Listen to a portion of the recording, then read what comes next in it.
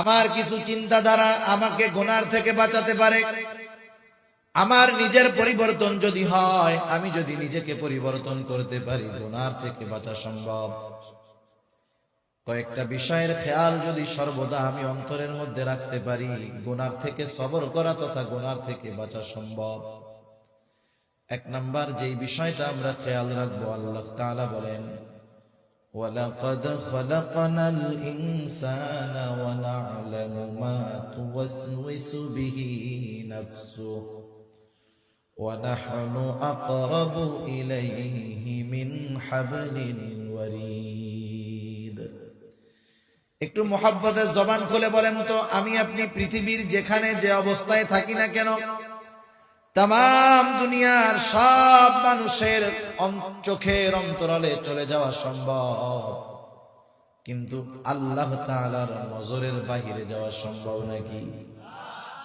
আল্লাহ তাআলা আমাকে আপনাকে দেখেন, পর্যবেক্ষণ করেন, কেমন করা করেন। আল্লাহ তাআলা বলেন, ওয়ালাকাদ খলাকনাল ইনসান, আমি মানুষকে সৃষ্টি করেছি। শুধু সৃষ্টি করেছি তা নয়, আল্লাহ তাআলা বলেন, ওয়া না'লামু মা তুওয়াসওয়িসু বিহি নাফসু, আমি এটাও জানি কোন জিনিস মানুষের অন্তরের মধ্যে ওয়াসওয়াসা দেয়। ওয়াসওয়াসা কি দেখা যায় নাকি? ওয়াসওয়াসা দেখা যায় না, এটা অন্তরের মধ্যে কাজ করে। পৃথিবীতে চিকিৎসা বিজ্ঞান কত আধুনিক।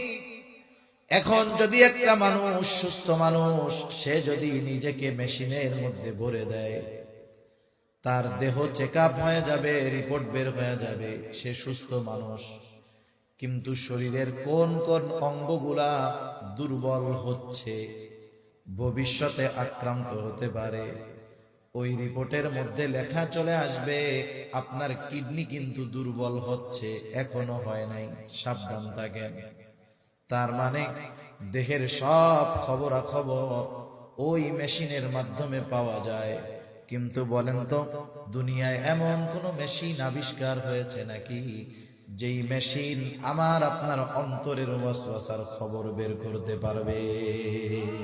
এমন কোন মেশিন বাইরে দেখা যায় না। অথচ আল্লাহ তাআলা বলেন, বান্দা, অন্তরে কোন জিনিসে কি ওয়াসওয়াসা দেয়, কে ওয়াসওয়াসা দেয়, ওটাও আমি জানি। সুবহানাল্লাহ। তার মানে আল্লাহ তাআলা শুধু আমাদের বাহিরের অবস্থা দেখেন তা না, অন্তরের অবস্থাও দেখেন, জানেন। জানার কারণ কি?